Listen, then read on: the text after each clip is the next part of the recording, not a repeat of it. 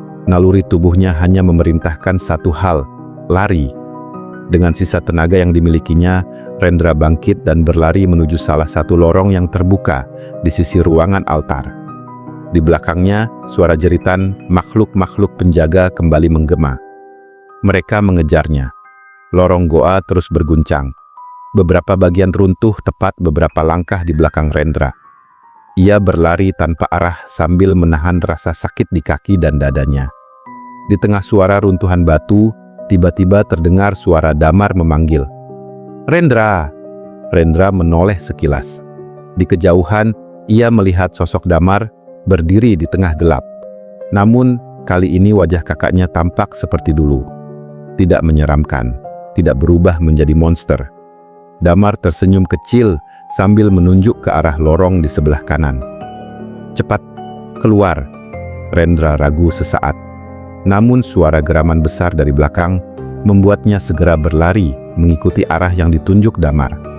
Lorong itu sempit dan dipenuhi akar-akar pohon yang menembus batu. Cahaya samar terlihat di ujungnya.